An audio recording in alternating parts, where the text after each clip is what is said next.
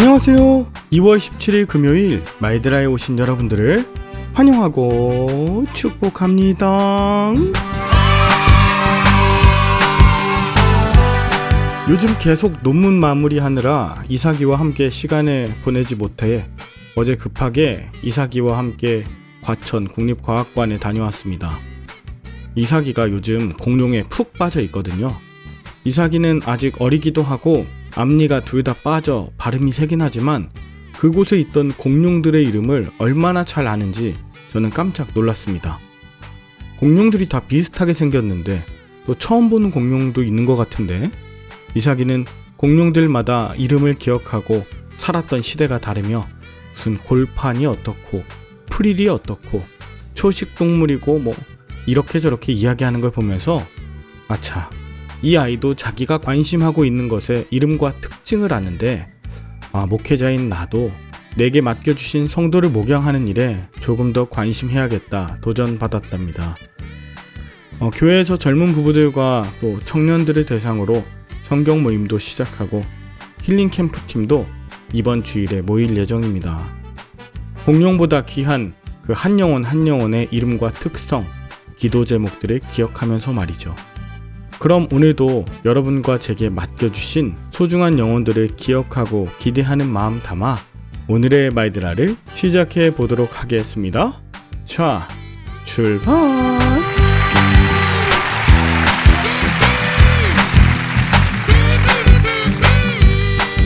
오늘은 여호수아 12장입니다.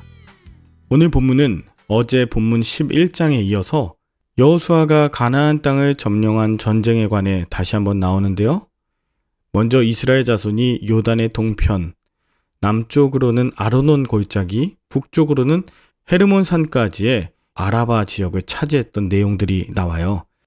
이것은 모세 때 있었던 일인데 모세와 이스라엘이 헤스본 왕 시온에게 사신을 보내서 이 땅을 조용하게 또 조심히 지나가겠다고 요청했지만 헤스본 왕 시혼은 이를 거절할 뿐 아니라 그의 온 백성을 모아 이스라엘을 공격했습니다.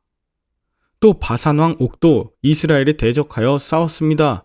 이 내용이 민수기 21장에 나오는데요.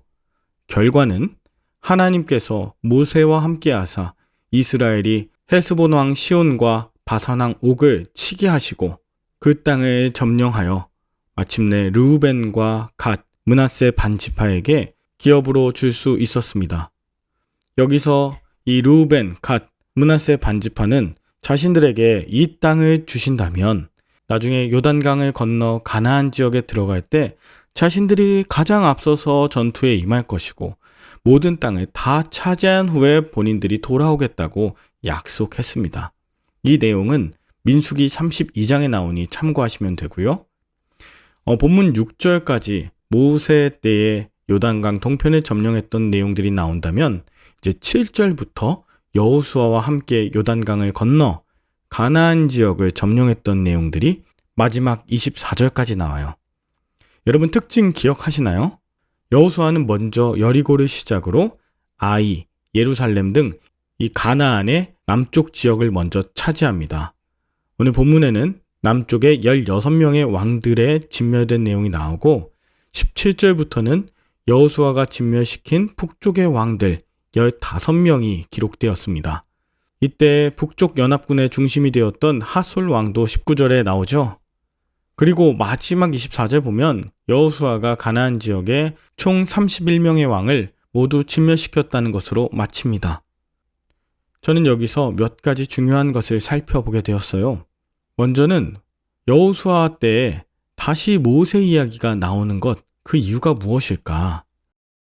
그것은 가나안 전쟁의 승리가 여호수아의 것만이 아니기 때문이라는 사실을 상기시키고자 한 것이에요. 가나안의 정복은 여호수아만이 아니라 앞서간 모세를 통해서 시작되었고 또 이스라엘 백성들 중에 그 요단강 동편에 있는 르우벤, 갓, 므낫세 반지파가 요단강 동편에 머물러 있다는 걸 기억하면서 가나안 지역의 지파만이 아닌 요단 동편의 이 지파들도 반드시 기억하라 이것입니다. 저는 오늘 본문이 모세와 여호수아, 즉 사람과 사람을 연결하고 있고 이스라엘의 지파와 지파, 동과 서를 연결하고 있으며 과거와 현재, 시간과 공간을 초월하여 하나 되게 하시는 하나님의 역사의 현장이구나라는 것을 엿볼 수 있었어요.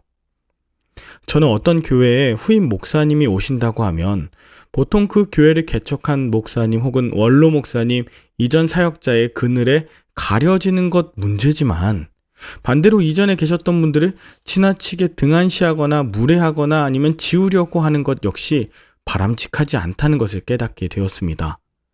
모세가 있었기 때문에 여호수아가 있고 요단강 동편에 두 지파 반이 있었기 때문에 가나안 땅 정복을 허락하시지 않으셨겠습니까? 또 하나 중요한 것은 이 왕들의 이름을 모두 기록해 놓은 이유입니다.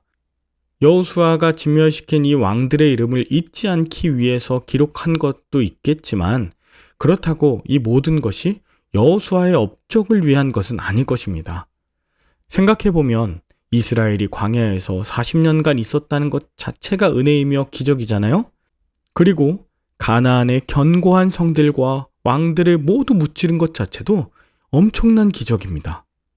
우리는 별것 아니라고 생각할 수 있는 왕들과 성읍들이지만 사실 진멸당한 그곳들은 모두 이스라엘의 객관적인 능력으로는 절대로 승리할 수 없을 정도로 강했던 곳 아니에요? 그러하기에 이 리스트들이 여호수아를 높이고 사람의 공로를 위한 업적이 아니라 바로 하나님께서 이러한 일들을 행하셨다고 기록한 것을 알 수 있죠. 이렇게 이 모든 일을 주님께서 행하셨다, 하나님이 하셨다라는 것을 하나님을 영화롭게 하다라고 표현할 수 있어요.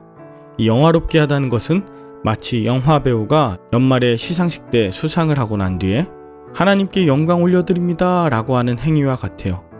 이 모든 것은 바로 하나님께서 허락하셨기 때문에 가능한 것입니다.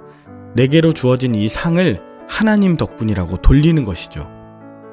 여러분, 우리가 전쟁이나 또 여러 가지 삶 가운데 승리하고 또 성취할 때마다 기억해야 하는 것이 있어요. 그것은 그 어떤 것도 내 힘이 아니라 하나님께서 함께 하신 은혜이며 그것을 마음판에 기록하는 것입니다. 오늘도 주님의 도우심과 승리를 기억하시는 하루 되시길 바라며 함께 기도할까요? 하나님 아버지, 인생을 살면서 크고 작은 승리와 성공을 경험합니다. 그런데 우리는 때로 그 모든 결과가 나의 노력과 능력으로 이루어진 것이라고 착각하며 자랑할 때도 있습니다. 지금의 내가 있기까지 내 앞에서 나를 이끈 모세가 누구인지, 또 함께했던 르우벤, 갓, 므낫세 반지파 같은 자는 누구인지 늘 잊지 않게 하시고 이 모든 것이 가능하게 하신 하나님의 은혜를 날마다 찬양하며 자손들에게 전하게 하여 주시옵소서. 날마다 하나님께서 승리하신다는 것을 기록하는데 우리를 사용하여 주시길 예수님의 이름으로 기도 올리옵나이다. 아멘. 주말에는 섬기시는 교회에서 예배 드리시며 은혜 많이 받으시길 바라고요. 저는 다음 주 월요일에 다시 찾아뵙도록 하겠습니다. 샬롬.